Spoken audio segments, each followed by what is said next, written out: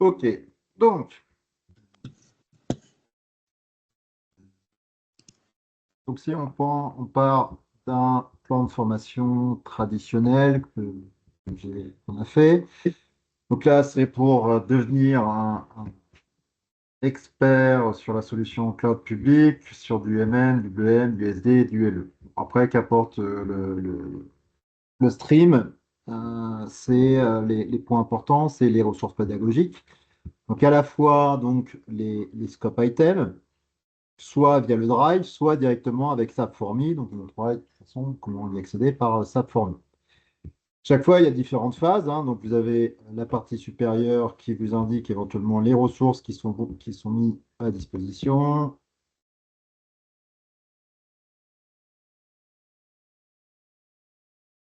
Déjà Paris, c'est peut-être une fois tous les 4 ans, donc faut pas louper, j'habite à côté.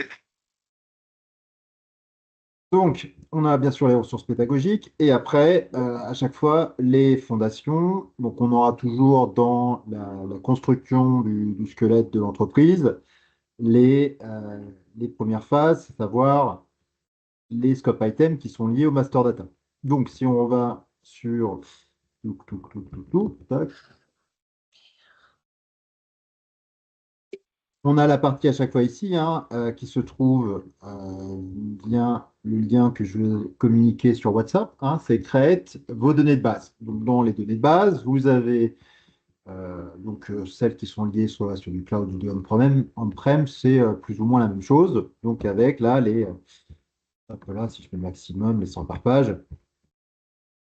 Donc, il y a quand même un certain nombre de master data à savoir, bien sûr, qui touchent différents modules. On va avoir, bien sûr, les basiques hein, qui concernent la création d'un business partner, la création d'une fiche produit. Si on va sur les modules type TM, la création d'un transitaire. Si on est sur les articles de substitution, créer une substitution. Lorsque on est sur plutôt du PM, on va avoir toute cette partie-là. Hein.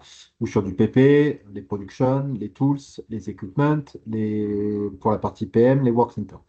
Donc ça, c'est les différents éléments qu'il faut savoir utiliser, créer, modifier selon les scope items que vous avez déroulés.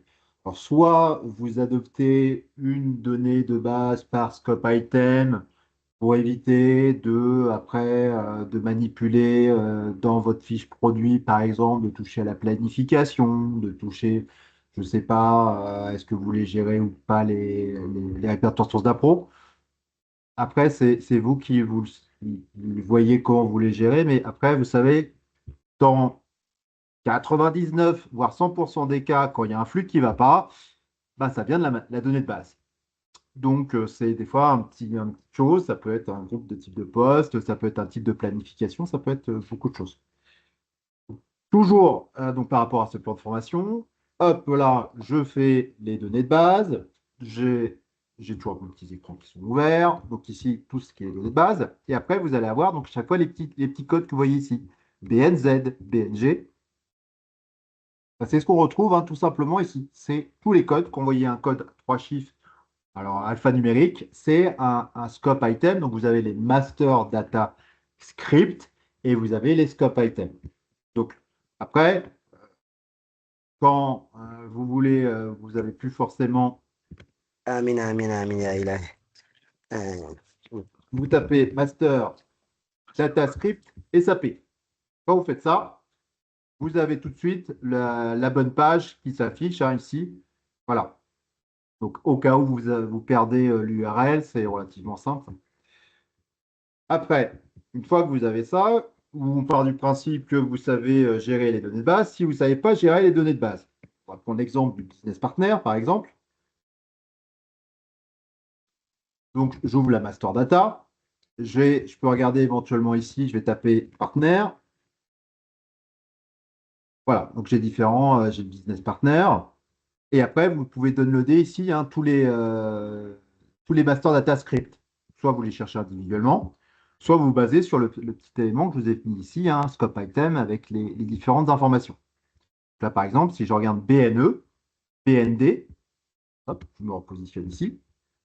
Je regarde ici. Hop là, je mets par exemple un peu. Voilà ici. Donc là, j'ai créé un fournisseur. Je clique sur DS. Il va me donner le D.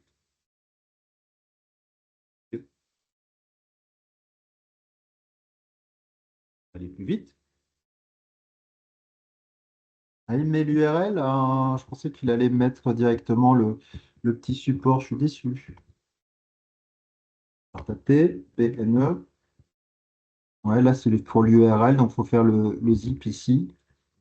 Hop là. Donc, j'ai mon petit fichier zip avec tous les master data scripts. Je vais bien dissiper. Je crois que je l'avais déjà ouvert. Alors, les master data scripts. Hop là. Et je vais chercher BNE.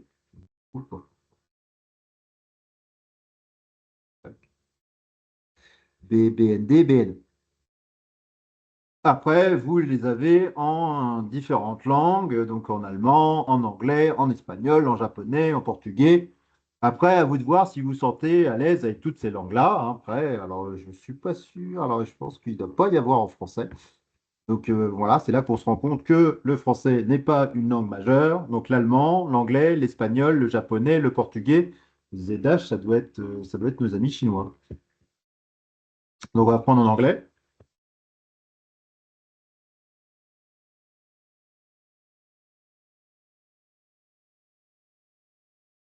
Donc vous l'aurez remarqué, je me connecterai jamais en français.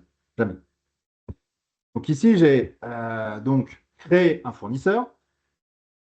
Donc déjà, dans Sorana, on fait la grande différence par rapport à l'ECC. Donc parmi les publics qui sont ici, avant, donc petite explication, les différences majeures entre un système ECC et un système S4, c'est la bascule de les différentes applications, plutôt transactions, MK, FD 01, 0, MK 01, FD 01, FK 01, XK 01, XD 01, tout ça, c'est migré dans une seule application qui s'appelle le BP. Donc c'est à la fois un client, fournisseur, les applications aussi FD32 pour gérer ce qu'on appelait le crédit control aussi est géré dans le business partner. Donc il n'y a plus qu'une seule application, soit dans le GUI qu'elle vous devez ne plus utiliser pour aller sur du Fiori et utiliser donc soit Maintain Business Partner ou Manage Business Partner. N'hésitez pas à m'interrompre, le but étant que ce soit un dialogue et non pas un monologue. Moi, ce que je vous montre, je le sais. Donc, vous avez le scope item sous les yeux et vous allez après, bah, bien sûr, lire. Donc, en tout état de cause, le user que je vous ai donné dans le cloud public, vous avez tous les rôles. Mais voilà, sachez qu'après, demain, quand vous serez sur un projet en cloud public, vous n'aurez pas nécessairement les accès complets. Donc, il faudra identifier, de se dire, voilà, demander à un administrateur de gérer ou de vous donner. Voilà, donc vous avez ces rôles-là, un SAP BR. Donc ça, c'est les modèles, les templates de rôles qu'on copie après dans le système productif. Donc une fois qu'on a donc, lit ça, je regarde les étapes préliminaires, je regarde aussi pareil toute la partie organisationnelle, elle est livrée, vous avez une structure organisationnelle, on va toujours gérer sur KPC1 qui est la société qui a été créée.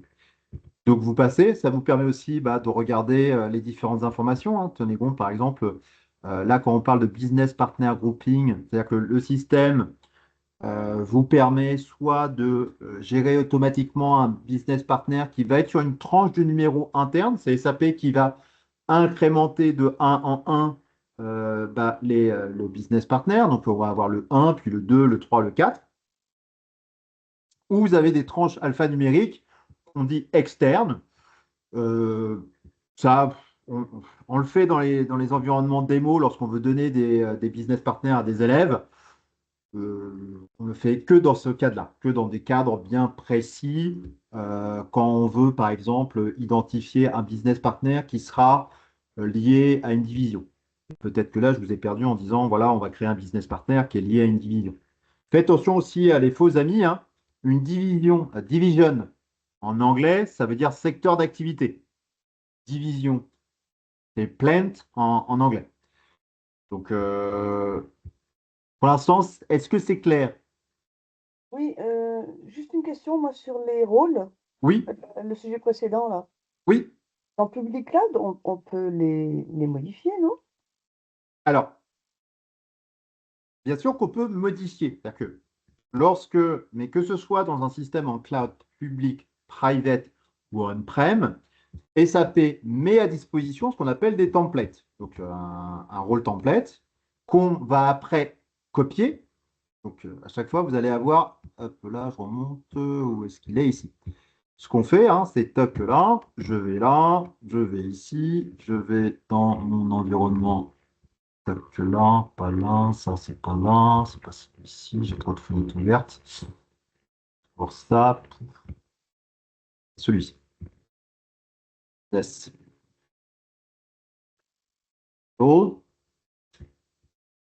Donc là, ici, ce qu'on appelle les business role templates. C'est ici qu'on va retrouver donc un peu là les rôles standards SAP qu'il ne faut absolument pas toucher et qu'on va dupliquer. C'est-à-dire qu'ici, on a 172 rôles et on va créer des business roles qui vont être Z underscore BR underscore. Voilà. C'est-à-dire qu'on va garder cette partie-là, mais après, on va se créer ses propres rôles qu'on va ajuster. Alors, dans la méthode Activate, on vous dit en fait de ne pas commencer, notamment dans le code public, à modifier, de vous faire des rôles avec du mix. On vous dit, voilà, tu es approvisionneur, on te dit, dans le scope item, voilà les rôles. Il faut essayer de se coller à ça. Parce que plus on va encore une fois tripoter à des rôles, il va falloir penser derrière à la maintenance. Donc, ça peut être toujours, il y a tous nos clients. Lorsque vous avez, par exemple, la gestion, le J45 sur la partie procurement, voilà, toi tu es approvisionneur, toi tu es acheteur, donc on va vous donner en fait les rôles qui se trouvent en lien avec le scope item. Ok. Donc après, ça, on peut retrouver assez facilement les rôles. Je pourrais vous montrer alors comment ça sur des environnements productifs où on a bien là donc le rôle template. Donc à chaque fois, vous allez avoir manage business user.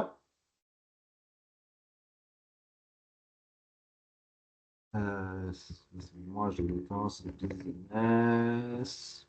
Business. Voilà. Vous avez une application dans le cloud public hein, qui s'appelle Maintain Business User pour créer en fait des users. Alors, dans le cloud public, il y a une procédure à respecter. On va créer en fait, on va passer par la tuile qui s'appelle Manage Workforce, qui va permettre de créer un employé. Et une fois qu'on va créer l'employé, celui-ci va automatiquement créer le business user. Mais il faut passer au départ par une application qui est liée à l'IAS, qui est l'identifieur qui permet de dire à SAP qu'on a déclaré un user parce qu'il faut payer des licences. Donc, vous déclarez au préalable, il faut être super admin dans l'information que vous créez un nouveau compte. Ça va permettre en fait d'envoyer l'email à l'utilisateur. C'est-à-dire que si vous faites dans le cloud public, je vais dans l'application, hop là, qui s'appelle Manage Force. Ici, donc je vais vous créer en tant qu'employé. Une fois que je vous ai créé en tant qu'employé, bah, je vais vous rattacher à une entreprise et ensuite vous rattache à un manager et après automatiquement le système va vous créer en fait un business partner et en même temps va vous créer le user avec un identifiant. Ici, vous allez avoir ici CB et voilà, ces deux informations sont importantes. Voilà ce que SAP va créer, un code user ID et un business partner. Ok. Il crée un business partner parce que après, il y a une interaction. Demain, si vous utilisez du Concur, qui est la gestion des notes de frais, il va se baser sur votre business partner ID. Ça, c'est la création dans un système cloud d'un compte SAP. Ça signifie que le candidat KPC, je sais plus quoi là, Ouais, il a tous les rôles, ouais. puisqu'on peut faire toutes les opérations. Oui, je vous ai donné je vous ai donné tout sauf le CBC. Voilà. Ça marche. Donc voilà. Alors j'entends là, il y a Julie. Julie. Voilà, candidat SAP, voilà. Ici. Donc si moi je veux regarder candidat SAP, je vais regarder à l'intérieur. Donc, j'ai les informations, il est bien rattaché à un business partner, il a bien un user ID, il est bien ce qu'on appelle un Work Agreement ID, c'est-à-dire que c'est bien un employé qui est rattaché à la société KPC 1 et c'est un type d'employé. Et après, ici, j'ai le lien avec le business partner, enfin le business user, et dans le business user, hop, il y a les rôles. Et vous voyez, les rôles, c'est des rôles ZBRAA. Donc, on crée en fait ces informations-là par d'extension. Donc, le rôle maître existe, template dans SAP, c'est SAP BRAA Accountant. Et après, on peut aller après naviguer à l'intérieur d'un business role ID. Et dans le business role ID, je vais voir le business catalogue. Et dans le business catalogue, je vais avoir les applications. Donc, c'est comme ça qu'est structurée la gestion des rôles et des habilitations. Et vous allez aussi entendre parler, quand vous êtes sur le cloud, vous allez entendre parler de pages et d'espaces. On peut créer, lorsqu'on a la partie admin dans cloud public, de créer ici, par exemple, des espaces. Par exemple, ici, quand on a fait une démo pour un client qui est Lama France, on a créé un espace. Donc, dans cet espace-là, on va rajouter tout simplement toutes les tuiles. Donc, ça permet de regrouper, de créer des pages, comme une page web, hein. C'est aussi simple que ça, hein. On va créer un espace et dans cet espace-là, on va créer des pages à l'intérieur. Donc, voilà, on peut avoir à l'intérieur ici.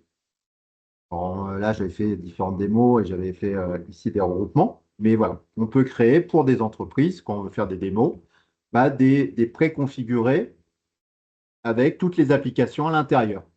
Voilà. Donc, si je retourne voilà, à l'intérieur de mon rôle, Business Catalogue, et dans mon catalogue ID, je vais avoir donc tous ces catalogues-là. Donc, à l'intérieur d'un business role, je vais avoir un business catalogue, et dans le business catalogue, je vais avoir mes apps. Voilà. Donc, c'est l'image des petites poupées, les poupées russes, là, c'est exactement ça. Les business catalogues, ils sont fournis par Monsieur SAP. Et Tout à fait. on n'y touche pas, on n'en rajoute pas.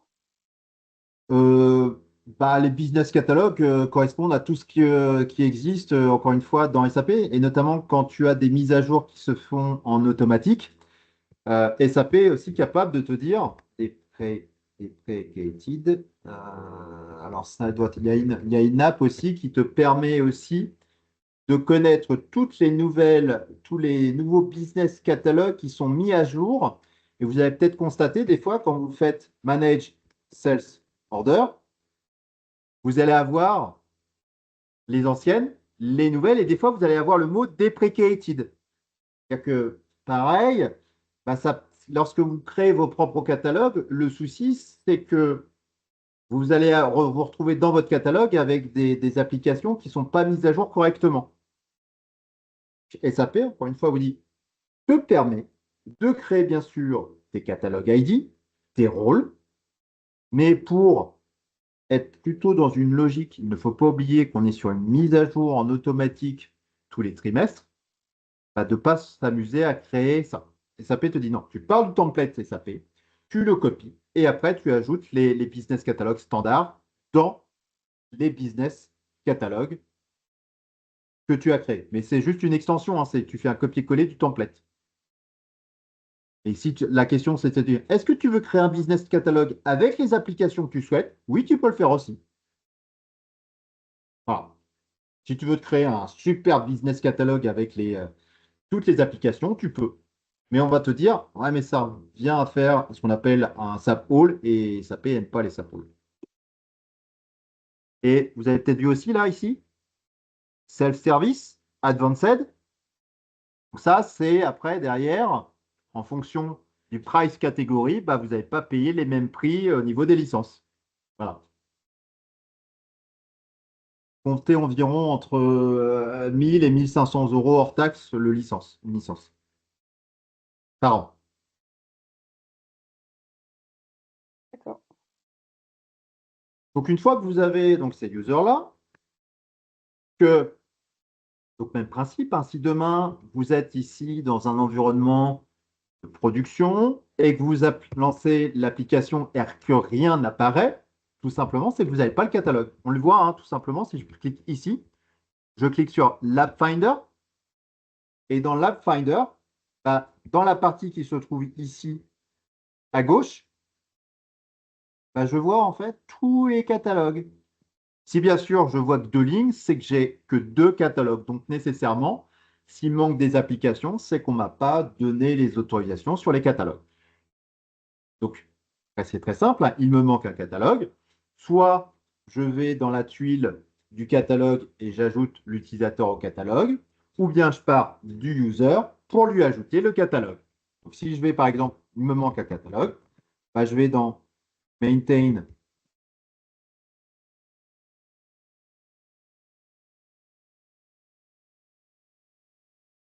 Maintain Business User. Même principe peut-être, mais Michael, comment je peux savoir quel est le bon catalogue? Ah, c'est la question qui vous taraudait, hein. Ça, je le sentais. Donc, toujours le même principe. Je me rappelle qu'à un moment, je vous ai parlé de la Fiori Apps Library. Vous dites, bah tiens, je voudrais bien avoir l'application, je ne sais pas, Manage Location. Je vais laisser aussi. Tac, voilà, Manage Location.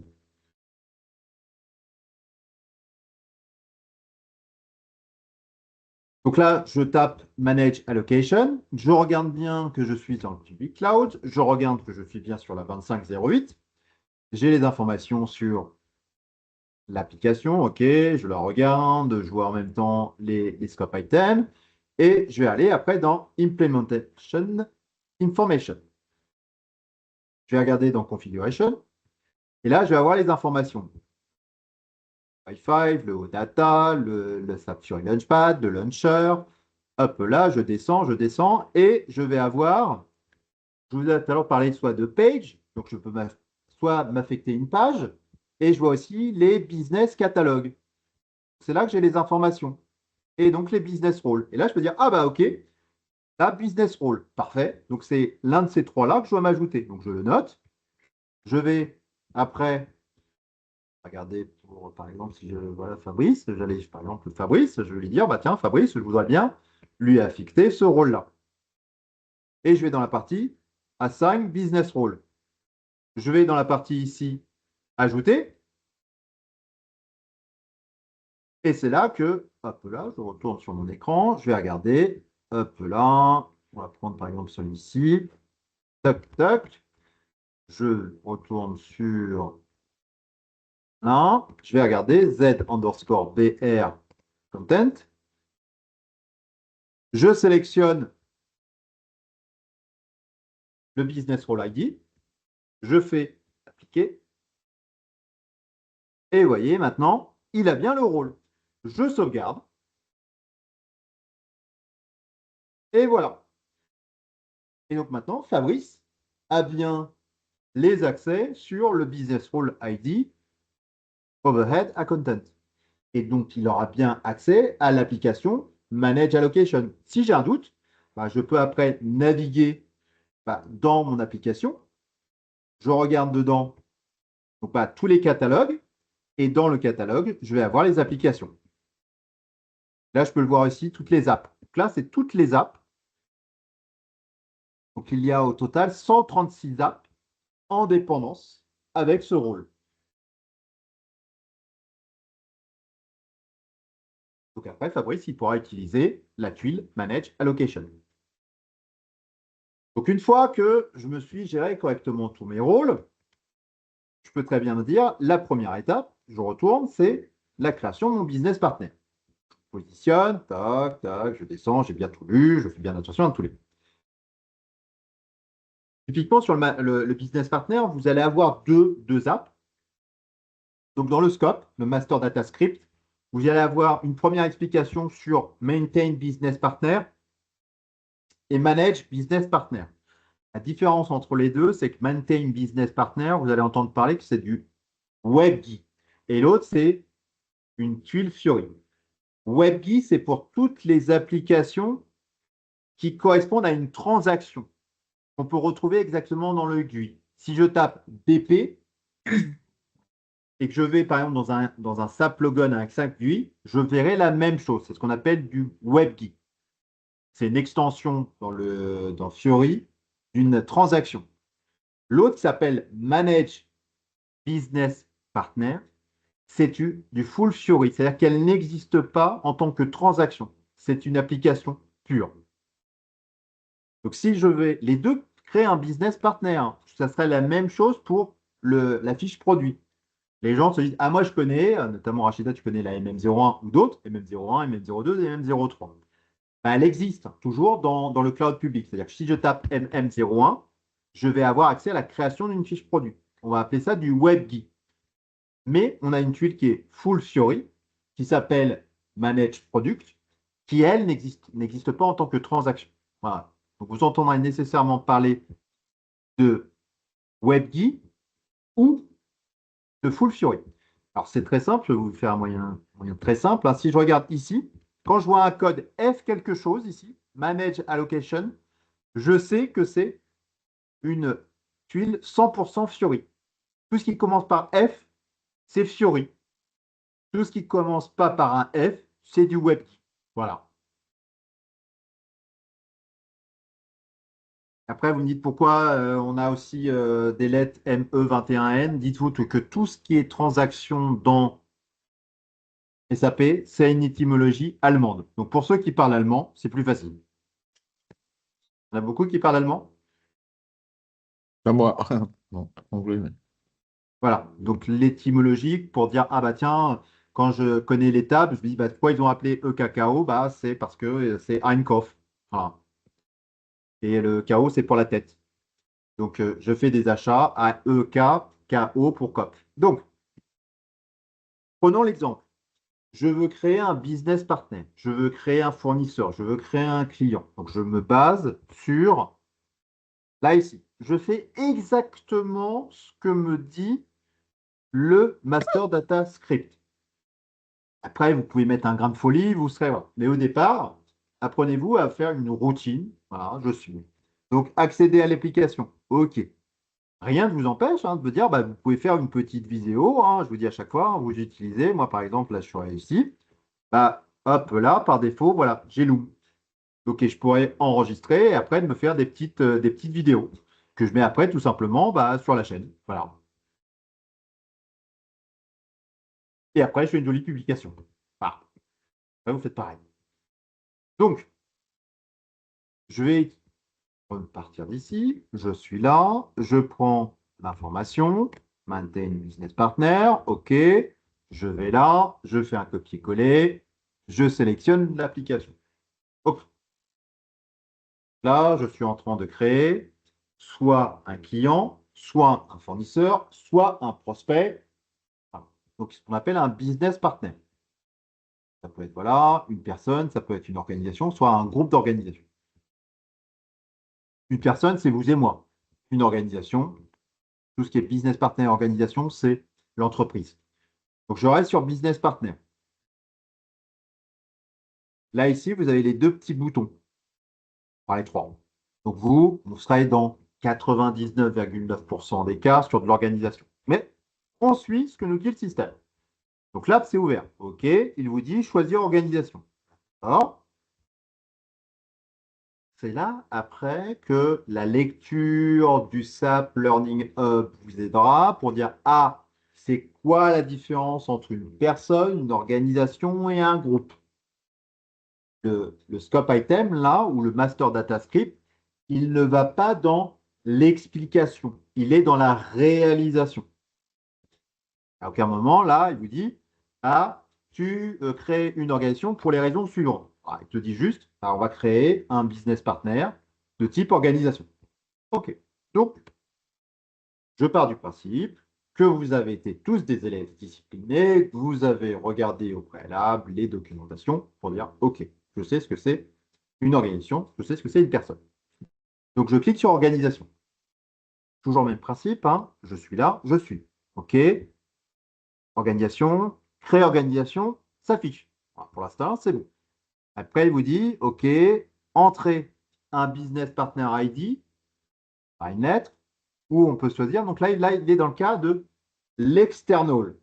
Allez au préalable, on peut être soit sur de l'internal ou de l'external. Donc si je remplis ici dans la zone business partner Z test 1, et que si vous faites tous la même chose Z test 1, bah vous serez bloqué. Pourquoi? Bah, derrière la solution SAP, il y a une base de données. Et donc, dans la base de données, l'identifiant du business partner est unique. Donc, je ne peux pas avoir 5 Z-test 1. Je ne peux en avoir qu'un seul. Donc, si je ne renseigne rien, je laisse tout simplement SAP gérer automatiquement un nouveau numéro par incrémentation de 1 en 1. Après, vous dites, ah ben, pour le reste, bah, il vous laisse vous-même choisir le nom de votre compagnie. Donc après, à vous de voir, bah, vous allez créer les entités. Bah, après, si vous dites, bah, tiens, je regarde, je sais pas, le nom d'une entreprise, je sais pas, si vous regardez, si je regardais par exemple KPC, je regarde KPC Consulting. Alors, pareil, pour vous aider, ce qui peut être pas mal, société.com. Pourquoi je vous oriente sur ça? Parce que si vous voulez renseigner, par exemple, des informations que SAP va vous demander, il va peut-être vous demander le SIRET, le SIREN, le code de VAT number. Et donc, toutes ces informations-là, vous les avez ici. Donc, ce qui vous permet de gagner du temps. Même principe, il y en a qui ont soulevé, ah bah, vous voulez créer un IBAN. Bah, vous avez pareil, IBAN générateur, qui va vous générer des IBAN pour vos jeux de test. Bah, par exemple, vous dites, bah, tiens, je vais choisir un peu là, la France, et vous allez avoir des IBAN qui vont pouvoir être utilisés pour créer votre business partner. Donc voilà.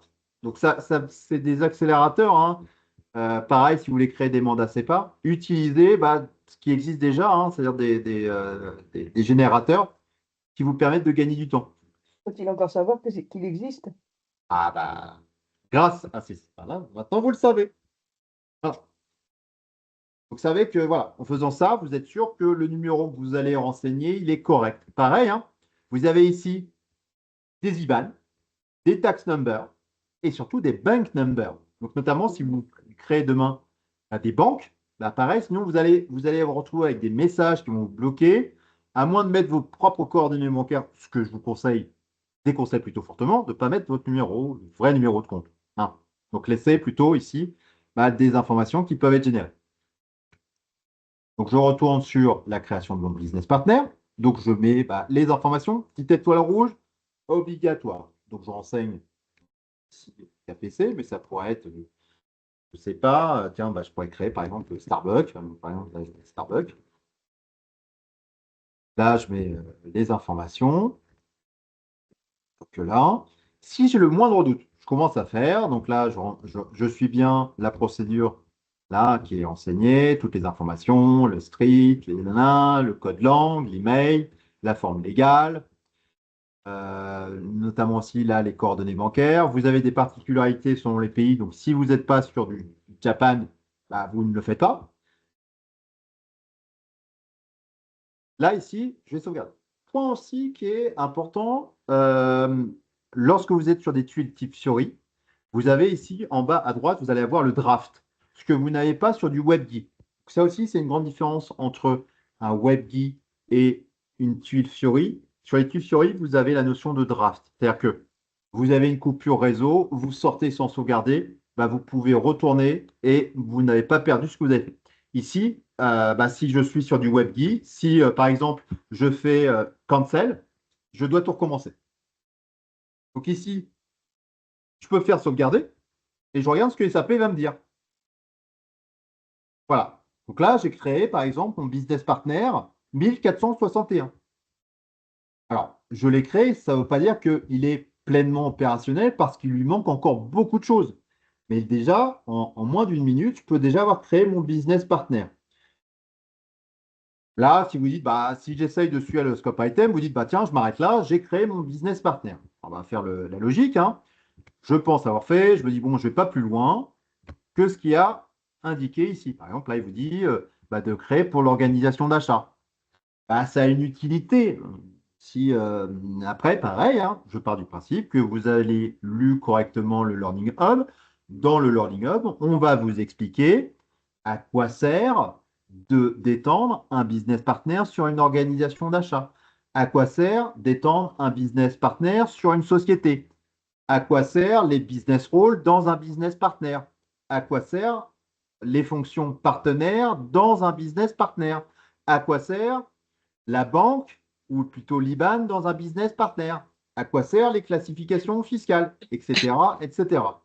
Donc, il y a énormément de zones. Je ne sais pas, je crois de tête, il y en a 5000 zones dans un business partner. Alors, pas que ces 5000 zones ont une importance, mais elles ont une importance. Donc, vous allez avoir toutes les informations ici. Par exemple, on va retrouver les informations sur la notion de CRM. Est-ce que c'est un payeur, un bill to? Est-ce que c'est un consommeur? Est-ce que lorsqu'on va utiliser du TM, les rôles qui sont liés à TM, les plus importants pour vous, grands débutants, ça va être cela. Ça commence par FL. Là, pour un client, toujours avoir ces deux-là. Pour un fournisseur, ces deux-là. Bien sûr, là, si vous me dites, ah, mais je voudrais faire du crédit contrôle, vous allez avoir ici toute la partie sur le collection management et le SAP Credit Management lorsqu'on veut faire du crédit contrôle. Pour l'instant, vous n'en êtes pas là. Là, pour vous, à chaque fois, c'est de bien suivre ce qu'il y a dans le Master Data Script. Et dans le Master Data Script, vous allez toujours retrouver celui-ci. Customer, Financial Accounting. Customer, partie Sales. Supplier, Financial Accounting, Supplier. Et ici, ça veut dire client pour Sales, Supplier pour Purchasing. Encore une fois, n'hésitez pas à me poser des questions, m'interrompre. Sinon, je pars du principe que c'est limpide ce que je vous dis et que je suis merveilleux comme enseignant et tout est compréhensible en un seul jeu. Excuse-moi, Mickaël, c'est quoi la Oui. différence entre les différents fournisseurs et différents clients? Parce que tu avais supplier, enfin, tu avais deux notions. C'est quoi la différence entre les deux? Entre lui et lui, Ouais, ouais. alors ici, c'est lorsque tu vas faire un flux au niveau MM. Tu as deux typologies. Tu peux avoir ce qu'on appelle un fournisseur qui va être uniquement pour des factures fournisseurs. Cas de figure, tu fais tes courses pour organiser un pot de départ à Enachi, par exemple. Par exemple.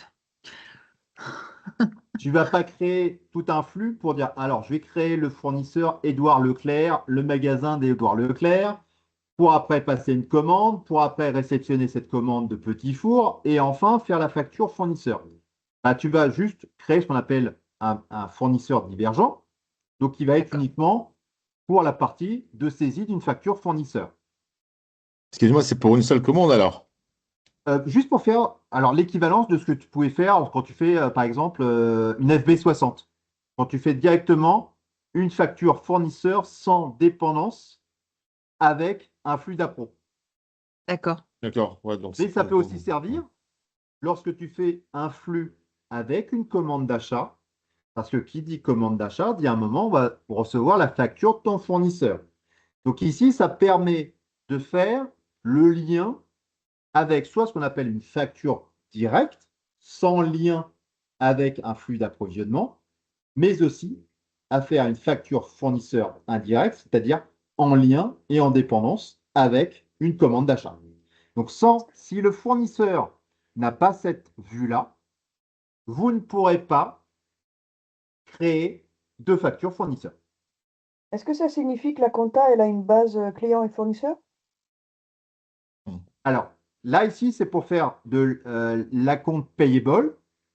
Et là, c'est account receivable. En fait, toute cette partie-là, oui, ça, c'est pour les comptables. Donc, cette partie-là, alors, soit vous avez, dans les grandes entreprises, vous avez plutôt une personne qui va créer toutes les master data. Hein. Quand je dis toutes les master data, c'est les clients, les fournisseurs, les tiers divergents, les baumes, les gammes, les routings, voilà.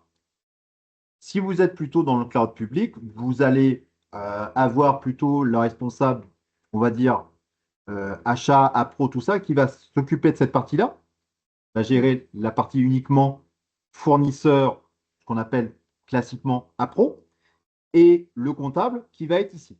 Pourquoi? Quand on fait cette partie-là, ici, si je regarde ici, parce que lorsque je fais fournisseur, données comptables, c'est en dépendance avec le code société. Si je choisis fournisseur ici, le petit bouton, il n'est pas le même. Hein, je vais avoir ici achat. Voilà. Ok. Quand je clique ici, j'ai un petit bouton supplémentaire et je vais renseigner les informations qui sont liées aux achats. Si je choisis comptabilité, oui, je clique sur company code et là, je vais renseigner les informations qui vont me permettre de traiter toute la partie comptabilité. Le compte de réconciliation. Est-ce que j'ai de la relance? Est-ce que c'est du paiement au comptant? Donc, je vais renseigner toutes les informations. Est-ce que c'est voilà, un fournisseur domestique? Je vais avoir après toutes les informations, les conditions de paiement pour les crédits mémo. Est-ce qu'il y a des tolérances? Est-ce que j'ai un double contrôle? Toute la partie sur le paiement automatique, notamment la partie où je vais gérer l'application historique, soit la F110 ou Manage Automatic Payment. Et toutes les informations. Donc, toutes ces petites zones-là ont une importance. Ok. Hop là. Et donc, dans toutes ces tabulations-là, est-ce que j'ai une notion de dunning? Voilà. Donc, si je veux faire du dunning, je vais avoir les informations renseignées. Donc là, c'est les informations liées à la comptabilité. Et on va avoir la même chose un peu là. Parce qu'on peut avoir à la fois un client qui Excuse-moi, peut être Michael, ça veut dire quoi, Dunning? les Relance. relances. Les Ah, relances. d'accord.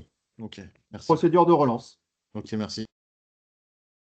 Quand tu vas créer en fait une commande d'achat, ces informations-là vont automatiquement être descendues. Donc, tu as à la fois ce qu'on appelle les relances du point de vue paiement, mais tu as aussi après les relances. Alors, tu as toujours les deux visions.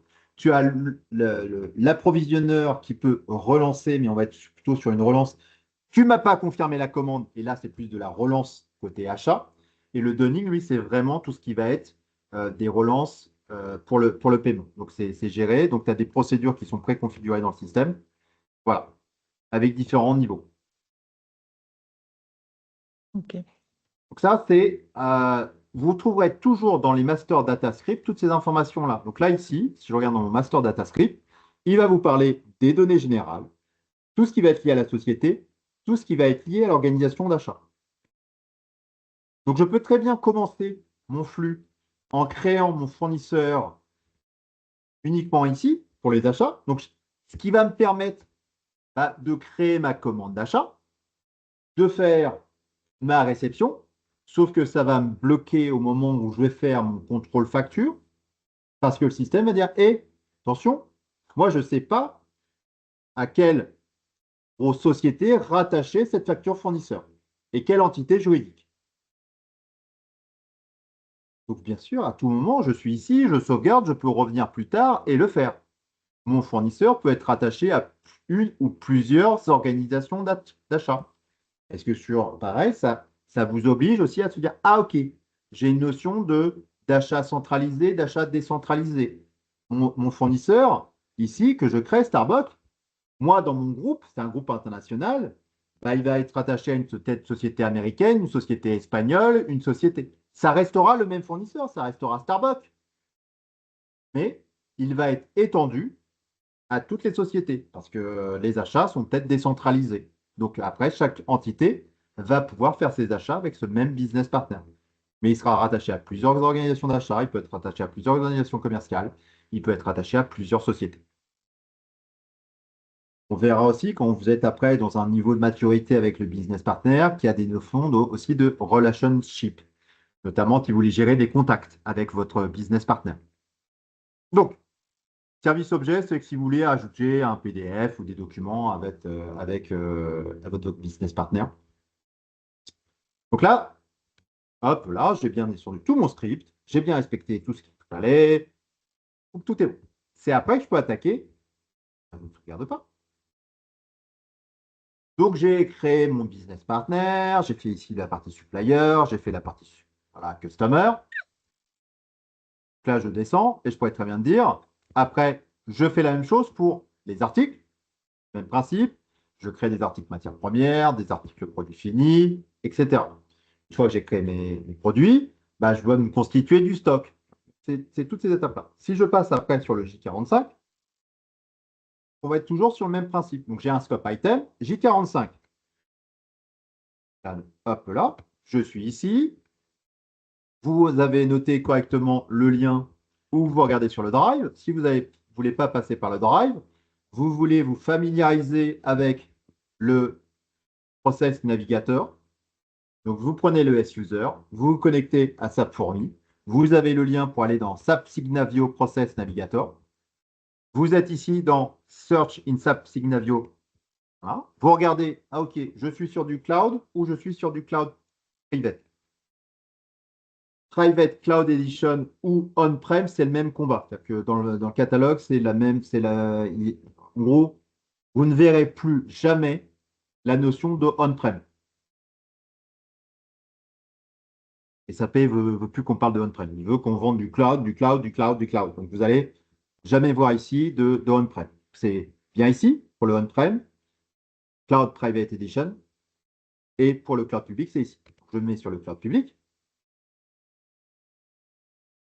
J'ai noté par rapport à ici, on me dit, voilà, on va commencer avec le J45. Ben, si je vais sur le J45, je vais ici, je tape J45, je fais entrer. J'ai plusieurs, je regarde donc après, moi je cherche que du public cloud. Et je regarde la dernière version, 25.08. Vous vous rappelez, hier, je vous montrais comment regarder par rapport à une version. Alors entre le 45, entre les deux, il n'y a pas de différence, hein, dans le doute. Et point important aussi, vérifiez toujours que votre scope item est bien lié à la France.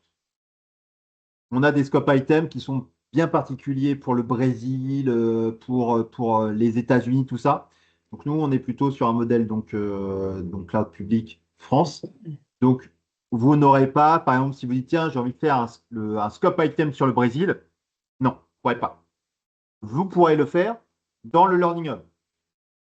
Donc là ici, dans le bac à sable, non, c'est que pour la France. Donc je sélectionne à chaque fois le J45. Pareil, quand vous mettez sur DE, vous avez des business partners qui sont pour la société qui est rattachée au DE et d'autres business partners qui sont rattachés à du FR, d'autres business partners qui sont rattachés à, je ne sais pas, IT, etc. Donc ça aussi, hein, hop, point important, vous sélectionnez le code pays. Vérifiez aussi ça, important, hein. Quand vous voyez certains, un petit bouton ici, vous pouvez voir si est-ce que c'est compris dans le bundle de la solution standard ou c'est soumis à licence additionnelle. Si c'est soumis à licence additionnelle, vous ne l'aurez pas dans le bac à sable. Vous l'aurez dans le Learning Hub. Principe, je déroule, tac, je regarde et je regarde ici. Le setup, vous pouvez toujours le regarder, mais on a déjà fait le setup. Vous avez ici le test script. Mais si vous êtes un très, très, très, très grand débutant, vous commencez par ici, Task Tutorial. Pour faire ça, je clique sur Task. Vous allez avoir la petite fenêtre et vous commencez pour dire, bah tiens, je vais m'entraîner à savoir ce que c'est de me convertir une demande d'achat en commande. Donc, je clique par exemple sur celui-ci. Vous pouvez très bien ouvrir le PDF ou faire ce qu'on appelle, un peu c'est comme à Ikea, on va vous demander de suivre un chemin. C'est-à-dire que là, vous avez ce qu'on appelle du pouce-bouton. Que vous avez un écran qui vous permet de dire, ah, je m'entraîne. Alors là, par exemple, il me dit de cliquer sur ce petit bouton-là. Il me dit que tu peux cliquer sur Overview. Après, il me dit, voilà, c'est pour vous familiariser avec le menu Fiori. C'est-à-dire qu'ici, si je clique ici, je ne peux pas. Je suis obligé de cliquer et de faire ce que SAP me dit. Ce qui vous permet, si vous êtes un grand débutant, bah déjà de vous dire, ah ok, donc c'est comme ça qu'on exécute une application. C'est dans les zones ici qu'on renseigne, où on cherche, par exemple, je ne sais pas, une demande d'achat.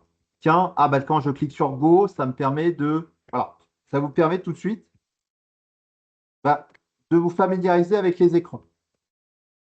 1, 0, 0, 0. Voilà. Et là, c'est vraiment SAP. Voilà. Donc là, c'est vraiment ce qu'on appelle tapis d'éveil. À la fin, le tapis d'éveil, c'est un peu agaçant. Moi, ça m'agace, donc j'ai tendance souvent à ne pas faire le tapis d'éveil. Donc, je repars ici. Un sujet, ça peut être intéressant. Ah oui, mais pour les personnes qui n'ont jamais vu ce que c'était Fiori, ce que c'est la navigation, ça permet de. C'est vraiment ce qu'on l'a dit, c'est pour les end users.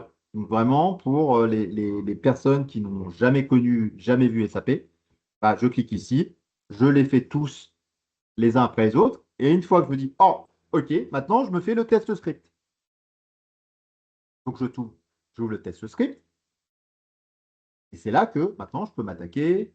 Toujours le même principe, hein, on va retrouver toujours dans la partie supérieure une petite explication avec les étapes préliminaires. Alors, dans les étapes préliminaires, il y a de la configuration, des choses qui sont pas forcément aussi pour l'instant à votre portée. Quand je dis ici, c'est toujours après dans le groupe WhatsApp. C'est là que vous pouvez poser la question de se dire, ah bah tiens, est-ce que c'est à moi de configurer les flexible workflows? Surtout qu'en plus, vous dites, bah, mais c'est quoi un flexible workflow? Donc, pareil, hein, le même principe, dans le Learning Hub, on explique ce que c'est un flexible workflow, la gestion des approbations.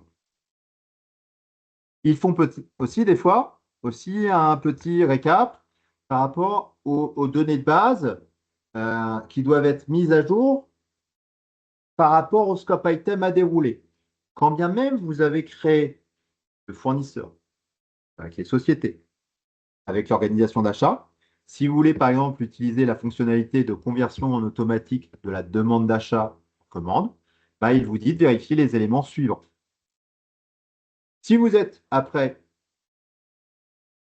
à l'aise, vous commencez tout de suite par l'étape qui s'appelle ici test procédure. Si on commence par ici, je vous avais toujours le même principe, hein. Je regarde, j'ai un petit fichier et je le suis. Et je regarde déjà si c'est bon. Je fais là, je prends l'application, je regarde, il me dit d'ouvrir Process Purchase Requisition. OK, j'ouvre mon écran Fiori, je me mets ici, hop là, je vais là, je fais juste un copier-coller. Donc à chaque fois, voilà, c'est là où vous allez voir les deprecated. Donc je n'utilise pas les deprecated. Je me viens ici, comme il m'a demandé. Donc il me dit Process Purchase Requisition, je me repositionne ici. La liste des demandes d'achat s'affiche. Je me positionne ici, j'attends de voir ce que fait le système. Et il devrait m'afficher les informations comme dans le scope item. OK. Alors, faites toujours attention, parce que comme on partage un environnement, bah, vous avez des personnes qui ont peut-être créé des variantes avec des valeurs par défaut. Donc après, hein, vous pouvez très bien retirer les valeurs par défaut qui se trouvent ici. Donc, toujours se dire, si demain vous dites, je ne retrouve pas ma demande d'achat, je ne retrouve pas ma commande, faites attention au fil. Donc je continue à dérouler. Pareil, il nous dit d'entrer la demande d'achat. OK, sélectionnez la demande d'achat. Donc là, on a créé au préalable, parce qu'on est dans la partie convertir la demande d'achat en commande. Ce qui nécessite, à ce niveau-là, qu'au préalable, on ait fait un autre scope item qui était j'ai créé ma demande d'achat. Donc vous avez un certain de scope item qui se suivent les uns les autres. Donc à chaque fois, vous regardez bien s'il n'y a pas des dépendances entre des scope items. Même principe, le groupe WhatsApp, il va être là pour dire je suis bloqué. Et si vous êtes bloqué, vous dites, Michael, je suis bloqué sur le J45 à l'étape 266. Moi, ce que je fais, même principe, je ferai une vidéo J45, tagué J45 2.6.6. Vous regardez après la vidéo. C'est comme ça qu'on procède. Je ne vous tiens pas par la main. Vous regardez la vidéo et la vidéo doit quand même vous donner les éléments factuels pour pouvoir le faire. Donc, ça sera toujours le même principe. Vous essayez, vous cliquez sur tous les boutons. Vous êtes dans un bac à sable. Il n'y a pas de danger que vous le cassiez. Vous n'avez pas accès au CBC. Donc, au pire, ce que vous faites, c'est que vous pouvez après modifier les articles de vos petits camarades ou modifier les fournisseurs de vos petits camarades et les bloquer dans leur processus. Après, l'exercice, ça pourra être de dire, bah, retrouvez le coquin qui l'a fait ou la coquine qui l'a fait. Par contre, vous utilisez tous le même candidat.sap. Donc, on saura juste. Mais moi, j'aurai l'information parce que j'ai les logs des connexions des gens qui m'ont demandé les accès. Donc, je pourrais en déduire assez facilement le ou les deux personnes qui ont pu le faire. Est-ce que c'est clair sur le mode opératoire? Donc, vous avez un plan de formation, vous avez les master data scripts dedans, vous avez les scope items, vous déroulez les scope items comme c'est indiqué dès le départ, vous avez SAP4Me, vous êtes bloqué, vous mettez le message dans le groupe WhatsApp, vous mettez éventuellement une copie d'écran et vous essayez de formaliser le problème que vous avez. Ce n'est pas juste vous me poussez ça. Partez du principe que moi, je ferai, pour que vous entraîniez demain quand vous serez au support, il n'y aura rien de pire que quand vous allez recevoir des incidents avec juste une copie d'écran et version j'ai un problème. Bah ça, vous renvoyez la balle à l'envoyeur, tu dis non, tu me qualifies d'abord ton incident et là, je regarderai. On est payé souvent au forfait, on n'est pas en régie, donc au forfait, c'est plus vous allez passer de temps à discuter avec l'utilisateur, dans ce temps-là, vous ne traitez qu'un seul ticket. Le but, c'est que vous en traitiez le maximum. Vous êtes bloqué, vous me dites, j'ai le message d'erreur, tox, voilà, plus une copie d'écran, voilà. Comme si vous ouvriez un ticket à un support. Ouais, je fais une petite vidéo. Et si vous êtes toujours bloqué après les vidéos, je vous dirais que vous n'êtes pas fait pour être consultant. Non, non, parfois il y a besoin d'explications aussi, hein, en plus. Ah non, ça ne devrait pas. Ça ne devrait pas. La vidéo ne devrait pas. On Parce que fera avec la si vous avez lu aussi le Learning Hub, ça ne devrait pas. Après, voilà. Donc, une fois que j'ai fait ces deux explications, on va pouvoir, après, moi, reprogrammer dès la semaine prochaine. Moi, je vais dérouler le scope item pour que vous voyez comment je fais en quelques minutes le déroulé des processus. Voilà. Est-ce que vous pouvez dire sur les imputations, lesquelles utiliser, lesquelles ne pas utiliser? Alors, celles qu'il ne faut pas utiliser, c'est toutes celles où vous allez avoir ça. Deprecated, deprecated. Non, je parle des imputations. Des applications ou des implications? Imputations. Ah, les imputations. Ça, Sur, sur quel flux? Parce que, achat, par exemple, il y a des imputations qui passent pas. Enfin, je ne sais pas. À chaque fois, il y a une hésitation au niveau des imputations. alors, quand tu crées ta commande d'achat et que tu veux l'imputer sur un centre de coût, sur Par une exemple, asset, oui. ça ne devrait pas. Ah, si on prend l'exemple Manage Purchase Order, voilà, je vais dans l'app, hop.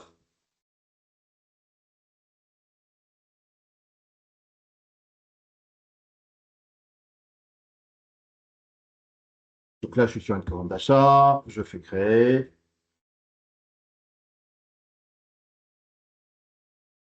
Hop, hop, hop, hop. Tiens, Revel, service, tac, tac, tac. Ouf. Ok. Et les groupes d'acheteurs aussi, il y avait des limites dans les montants des commandes et des... Alors, oui, certains groupes d'acheteurs sont liés à des flexible workflows. Donc, pareil, il faut aller jeter un coup d'œil sur Manage Flexible Workflow pour voir lesquels sont attachés. Pareil, dans les groupes acheteurs, ne surtout pas utiliser le 6 ou le 7, par exemple. Pourquoi? Parce que le 6 et le 7 sont en dépendance avec le module TM. Parce que TM, c'est pour Transport Management, External Planning ou Internal Planning. Donc, si vous n'avez pas géré correctement les données de base, bah, vous allez avoir un message qui est comme une sorte de dump pour dire que le système n'arrive pas à gérer ce qu'on appelle les freight units ou les freight orders. Donc, tous les autres, hormis le 6 et le 7, vous pouvez l'utiliser. Donc, par exemple, si je prends par exemple le prêt et développement social, donc tu m'as parlé d'une commande imputée. Imputée avec une fiche produit, sans fiche produit, sur son nom-coup, par exemple. Sur centre de coûts, oui. Voilà, je vais faire par exemple imputation CC. Je prends un plan sur.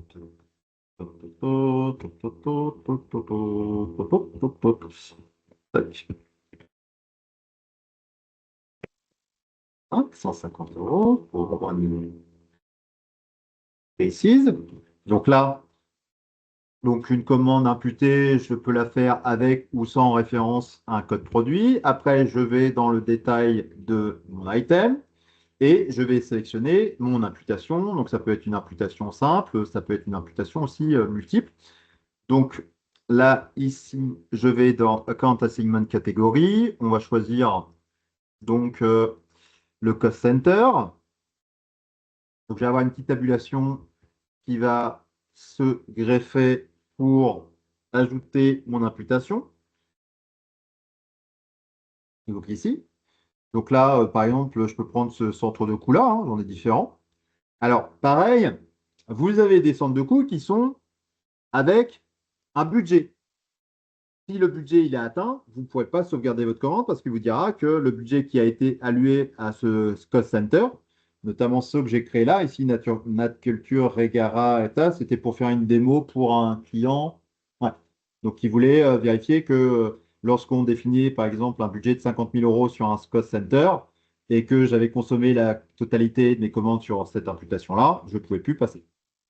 Donc, si je prends un autre centre de coût, par exemple celui-ci, entrée, je vérifie toujours les petits messages rouges.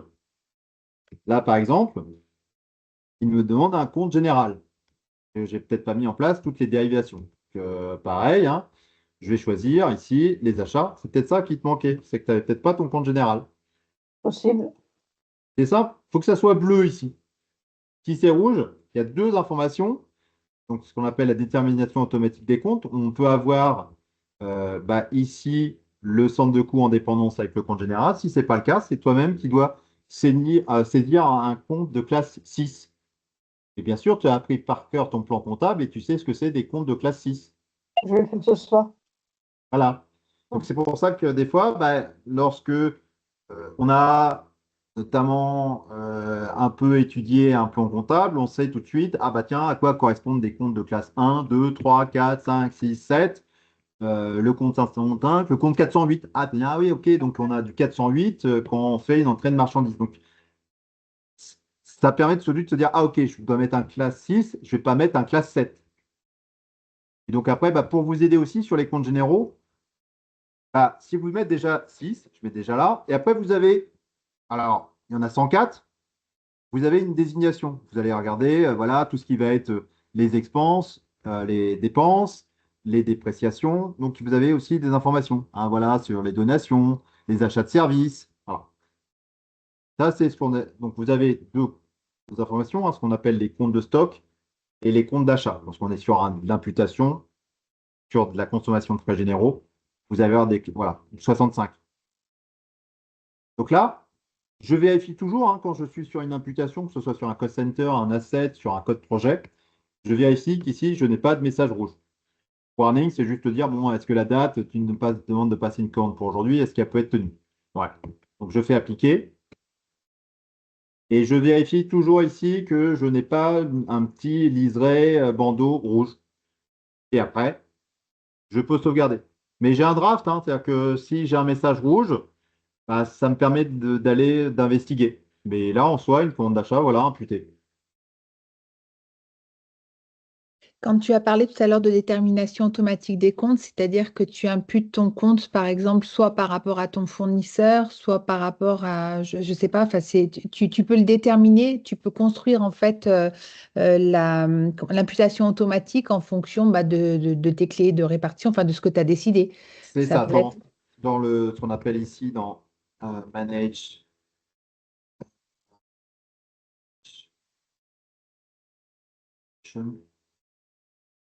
Donc, c'est la partie qui correspond paramétrage de la solution en cloud public, ce qu'on appelle le CBC, Central Business Configuration, où on active les scope items, sa structure organisationnelle, et ici, on a la partie configuration.